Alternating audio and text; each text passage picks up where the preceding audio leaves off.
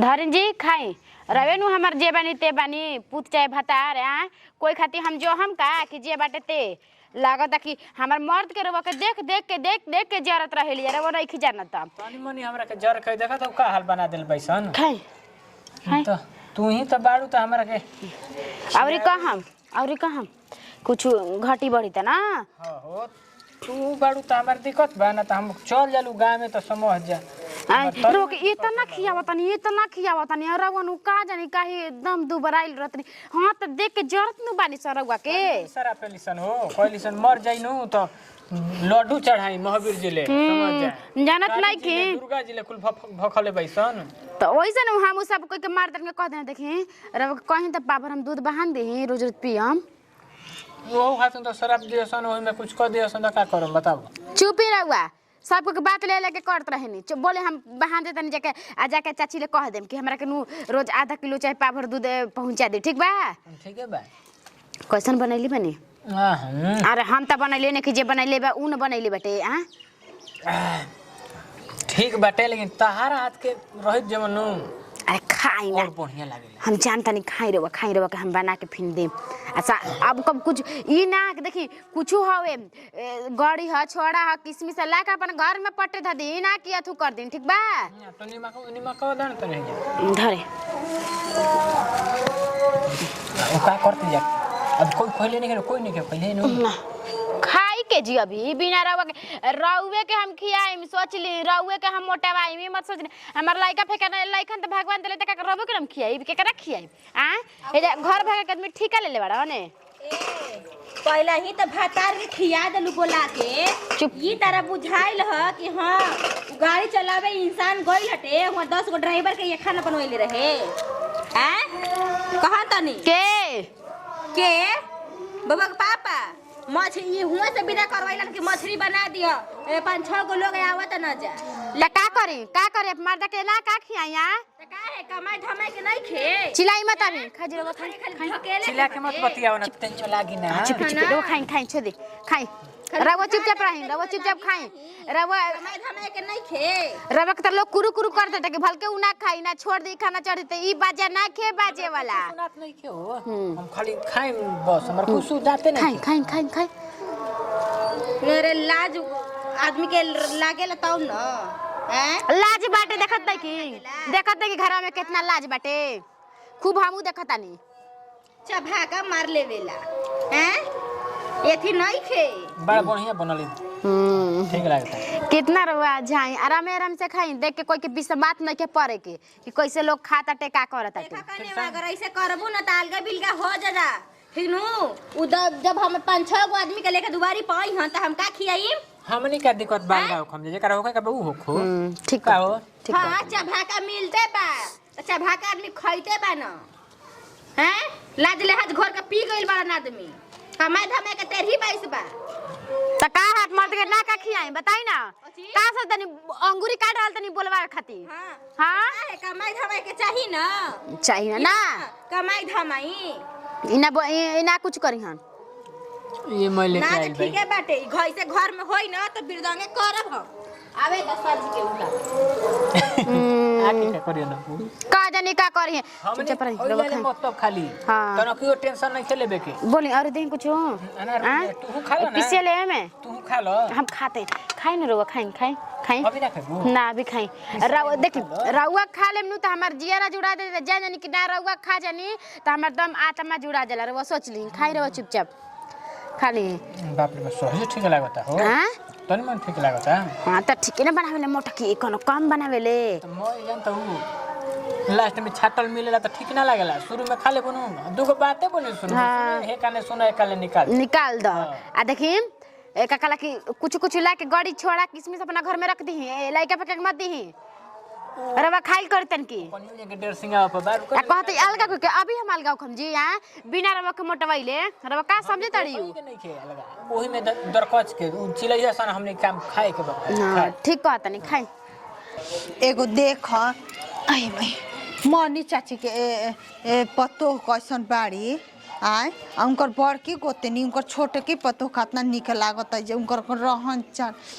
इहे कहाला कि जैसे नैहर में बेटी पतो सीखले रहेली सन न वैसने न आई के अपन ससुरारों में करेली सन बिगड़ा घर के का पतो है ससुरा में आई के काम धाम करी आ निमन से कैसे बोली जवन लेंगे से कहाला कि अरे तरे बोले ससुरारियों में यूज करेली सन ससुरारों में तेही से कहाला कि जैसन सीखल जाला वैसने नु सिखावलो जाला बड़ घर के लड़की आवेली सन तो बड़े घर लेखा सीखेली सन बोली कन्या सुनी ना कि मार ए मछुबो हाँ दीदी के हो आई तू ही बाड़ू चाची देखी का बोला तो दीदी खुश रहा पुते भतारे बन रहा एक कने कैसे बन दीदी ठीक है बनी पैसा रह हम अब तैयारी ठीक बनी पहिला हो से तनी ता पहिला त हां करहु के घरे के काम परत रहे अब त तनियो से ना पड़ेला दीदी सुनी ना त 4 बजे घंटी ढोलेला त हम उठ जाई ना लागला कि उहे घड़ी हमार ह जान जा आई है दादा का कहीं गली में शोर बाटे हमारा घर गोतनी के उठ के 4 बजे घंटी हिलावे लगतिया पूजा पाठ करे लगतिया आगना घर लिप के रोज बगबगैले रहती हां ये दीदी तब नी मना घर के बिया ना तब का मायो हे बापो हे बढ़िया से एकदम बुद्धि विचार सिखावत रहत सन एगो होला नु हां कि उठू करेला सन बोलेला सन उठू करेला सन कि ऐसे कर माई भौजाई सिखावेली सन मगर ओकर माई भौजाई ओसन नहीं एक ने हमनी के 3 गो गोतनी हो गनी जे तीनों दम हमनी के बह बाई जा दम अरे भगवान करस की खूब निक रही बह रही में का करे के बाटे बताइए रौरा गोतनी लगत हम तो कोई के देखल ही ना रहनी जानी चाहे रौरा कुछ कहे इतना सुंदर से करतरी इतना सुंदर से खियावा पियावा धरल आ 4 बजे बेचारी उठ के पूजा पाठ सब करतिया कम बा दीदी ना हो कन्या केकरा घर के आजकल ना नर कनिया करत ऐसे काम धाम बताई रौरे त ना ई तक ठीक है कहता ये कने त छुछ बेहरा घर के सन त छुछ बेहरा ना बुझ हाँ, तब का? आय बताव ओकर माई सिनाई बिनाई कोइल बिया त ओकर बुद्धि त बढ़िया सिखैल ही न होई तब का दीदी सही कहतनी ते दीदी राव गया बच्चा देले बिया आजकल बिया त हमके दीदी 1 किलो दूध देहब उठाव ना जन्नी अभी बियाइल न तबे तू आगे खबर देबे लगलू कि देखी रौ रही के दूध दही खइला पनु कुछ अलगे मजा मिलेला ये जान जाई देखो ये कने हमनी के सच्चा दिल वाला आदमी है जे हमनी के पानी उनी डाल के ना दूध हाँ, पानी का डाले के जी उहे पानी डालल पैसा बह जाला त आदमी कहला कि रसत नहीं के अपन ना देखलू के कैसन रसत नहीं के हां हिरन के उतारल ह हां दूध में पानी डाल दिया सन चेतना कैसन दूध है हां पियर बकेन के हां त हाय देखो कि हमरा के जर्ती दी है तब ना दी है सन ना में फेटिए के दिया सन ओकनी के उतारल बा हां आइलन तार सास से काम रहे चाची से कहे खाती कि चली तनी हमरा घर काम बाई के उठू गई बाटे पूरा कने हुआ के डाली एगो मंगले रही छठ हतवार करे खाती तो कहनी कि चल मैं देख के अपने से ले ले कातना निक बानी जी दीदी रौरा दौरा बताई कौन से मांगला पन उहे कहाला नु के पिंडकी घर कहले रही जे जाय खातिन कि माने दौरी एगो दे त कहतरी कि माने हाथ नखे बिने के पैसा द ई बात पैसा द देतन जे तक ना देवेली सन उनका पतो ही खिलवाड़ी होइसन ए कने हम छिप छपल में ना रहे नी बात आदमी देतवा ना रही त ना दी उ त बात बोला ही बा दीदी बात आदमी दे तो आइल बाटे त देतनी ना रही त अपना अचारवा में से बांध के खोइचवा ना सही बात बा सही हां और बतावा समाचार मोछू के का हाल बाटे सब समाचार ठीक है भाई दीदी गोल बानी वहां के आज नु कारी साथ हां ओ त बेटा वे एनियो ने घूमत रहतन कबो ना का करम ए दीदी बारात गइलन ओही दिन से हमरा दुआर पर झाकहु न जालन का करम ए दीदी जानतनी ना जाइब ना कमाइब तो कैसे पेट चली और दुगो लइका बावसन हां तार मरद बढ़िया पावानी ये गांठल में देखत कि कैसे कैसे मेहरानू कर रखत बसन 4 गो बहरी जाके रख लेत बसन मेहरानू हां हमार मर्दना के ऊपर ताकेला दीदी आ हम मर्दा के माने कुछ कमियो ना करे हम कहि ना कि बताई जे हमरा में पीले पलवा के दोसर भी जाइब आई दीदी बताई अब मर्द मेहरारू के ना सुख दिया मेहरारू मर्द के ना तो मर्दे मेहरारू कहाइल नहीं त मेहरानू दे दिया ओसन मरद छेछड़ा रहत सन कि बहरी चल जात बसन ना हम अपन समझा के रखी ना हां जा तनी कने वतनी हमर माछा संझिला लाइल बन मछरी चल गेल हन डम्फरवा चलावे कहतन कि आवत नहीं उनसे के करता गिट्टी गिरावे तो चल गेल हन गिट्टी गिरावे कहतन कि भौजी बनाई है जा मौगिया के दे गेल हन हमरा कहलन मसाला वसाला पिसवा दियो तो दोनों मिल के बनावत तड़ी सन हां तो जा तनी ए दीदी गोर होखे वाला दवाई बताई ना जाके भईवा के बियाह में आई हो गोर हो गेला क्रीम कवन बा हो एगो आइल बेटा सब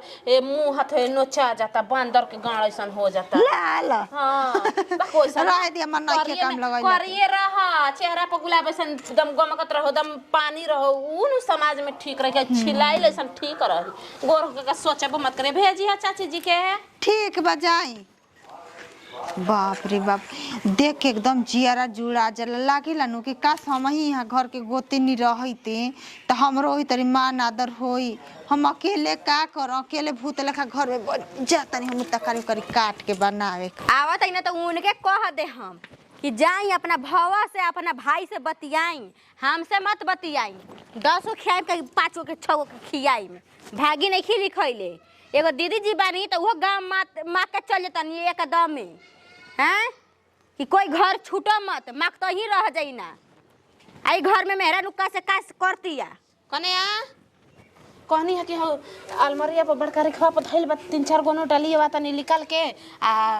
निकाल द कह के आइल बानी टुनटुन के मम्मी के आ मोछू के मम्मी के कि आई जल्दी हमरा घर वाले के चल जी है तो बेचारी मगल रही छठ है तबार करे खाती चल लू ओकर नहीं रह साइल एगो दे देती आ कनी खाना बन गइले दजा तनी भूखे लागल बाटे हो बनो गइल खत्म हो गइल रवा गांव ही घूमते रह जाई ठीक ना बढ़िया मजाक कोले बुझा के बन गइल आ राइयो गइल अच्छा ये बताएं दीदी जी के रहे लैले मछरी तार मोर हमार मर्द लैले रहन के एगो आदमी के बनवैले रहन खाना अपन दोस्तों के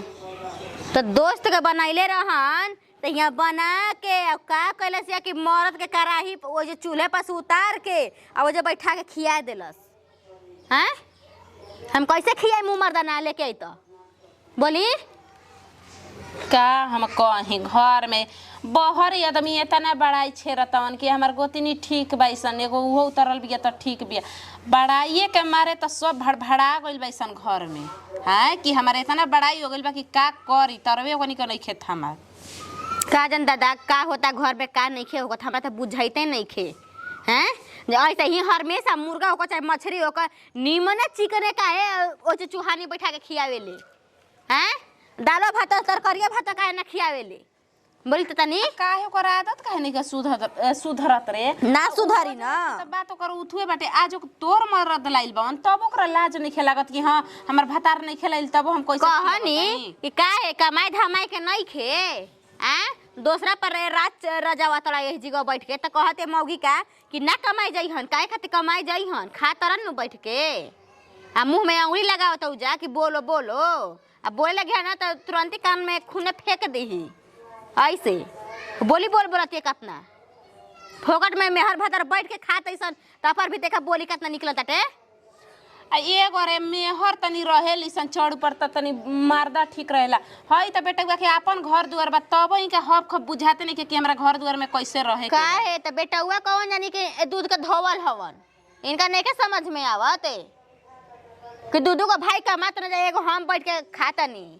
हैं आज 2 गो बना कल 3 गो होई हन जा सबका हमनी के मर्दा लेके चली हां ने ना यो तो ठीक है बतिया कहत औसन जा तरी फोन करके कह देबे कि यार दोस्त के मत लेके नहीं आई नहीं के खाना तो घर परिवार ना खाई हमनी के ना खाई जीव नहीं जाना के कहे मना करबी दे दे जौन बाय आदमी खइहन नु एक के पीस खइहन मगर खिया दसन 4 को पीस में 6 आदमी कैसे रुआ खियाम जी हैं वो जो रख ले बिया कराई हो जीवे से काट काट के मार खिया रहल बिया कहिन तनी करहियो लेके बैठा रहे तब का देखि त कौची रो सुन तनी जी हम कहि कि काट के खाई खात ऐसन सस पर कतना घर में ले ले बैसन आदमी एतना घर दुआर में पूजा पाठ करत मन कहत मन कि घर में लक्ष्मी काहे नहीं खेवत काहे नहीं खेवत आदमी का जानत मन कि हई करना म करत ऐसन काहे जैसे आइला से घर में जैसी ढुकल बे वही से हमनी के घर में के लक्ष्मी भागल दै जा कहां बैसन कमाई वाला आदमी हर में से कहिए बैठेलन बोली तो तनी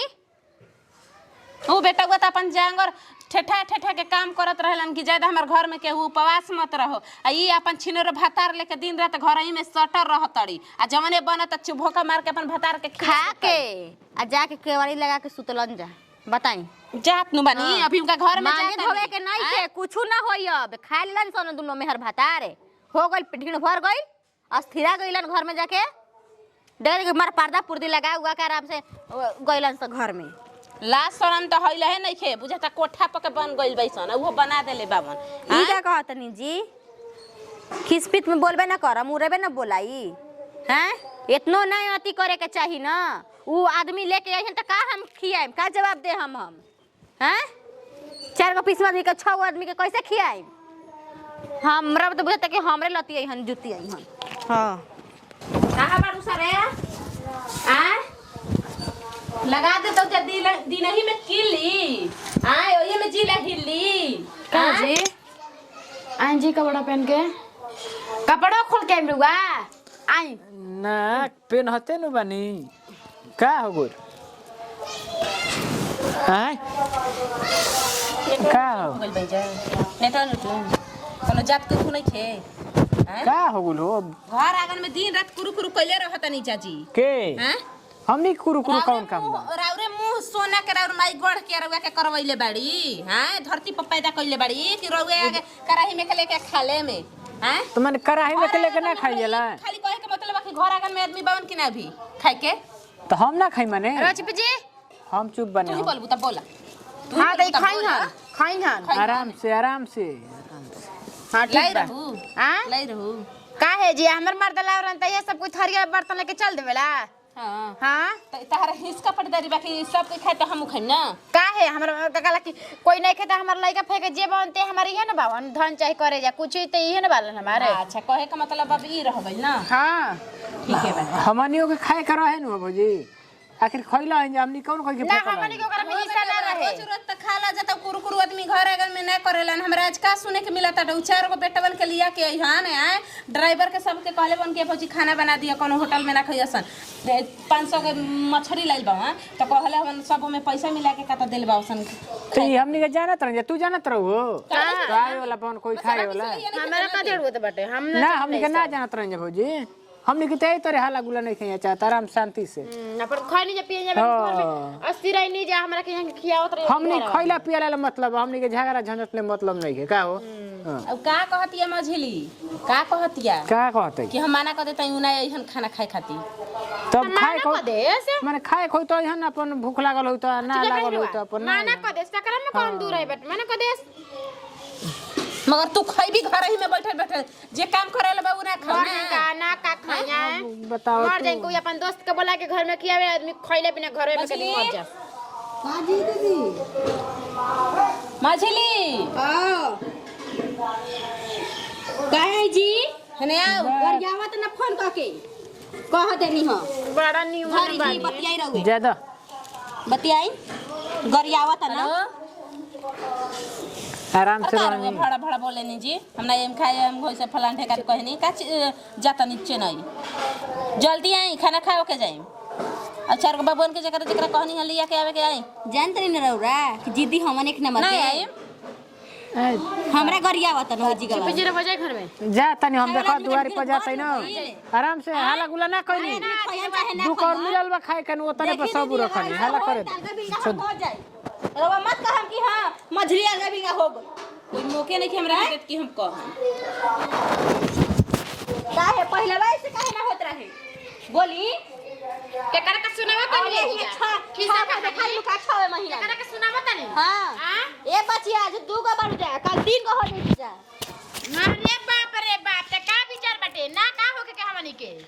ना होके के तो हो खा के मने करता कि मत हो खा पैसा मुंह से नानू निकाले के चाहिए ना तो ठीक है ना तो तू ठीक है कर तड़ू जवन कर तड़ू ना तो बहुत बढ़िया कर तड़ू का हम खियाई हो बना दे ना मार एक भी बाजी है ना का है तोर भात करे जाओ दूध ही तरिए थे बनाई करे जो निकाल के हैं का तनी एखना बड़ाई कइले रहन हम ना जानत रही कि तू घोर के पी गइल ना जी आदमी करत रह दिन शिकायत रहे बाप रे बाप कहि के नहीं का बोले दीदी कुछ ना डली वाली काल देले बानी देखते बाड़ू कि हमरा घर में का हो गइल बाटे झगड़ा लड़ाई होखे लागल का हां आदमी 6 महीना से जाइए से ढुकल बना वही दिन से पूछ ले जब बताइए देलू तो ये दीदी रउवे बताई हमार मरद 4 किलो मछली लेके अइलस आए बताई 5-6 4 किलो आए ना एगो बात हम बताओ तनी रउरा के 5-6 गो लोग आदमी ड्राइवर के लेके आवत रहन ठीक बा कहलन न के रे थे अरे कहिए से कहत ना सके रे रजसवा एथी ना खियबे अपना घरे मछली बनवाओ ना हैं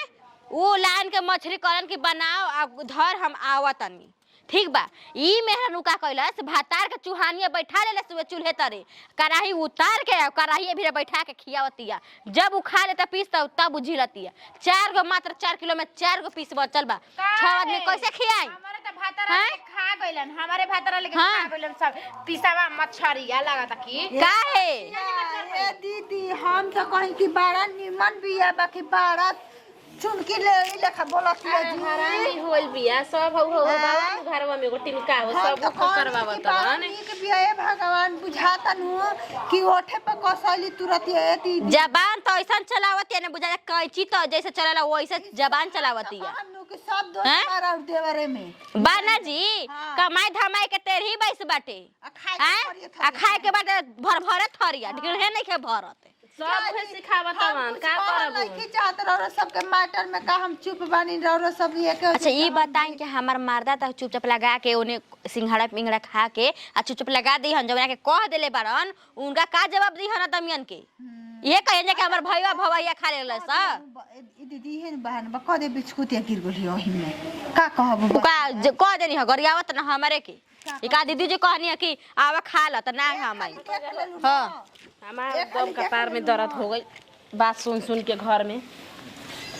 एकदम माथा खराब क के आदमी रख देवत ना ये देखा जाए अपन ठीक बाटे दीदी जी कहम नो के हमर घर के उजाड़ती है कमाए वाला की औतरी दुहा जतटे हो गरम हो को घाम हो को बरसात हो को कबो वो आदमी बैठत नहीं खे हां ओहे आदमी के भर पेटा भोजन नहीं खे हमरा घर मिलत हैं वो शाम के न गाड़ी लेके तब पता चले हैं सबे कोई के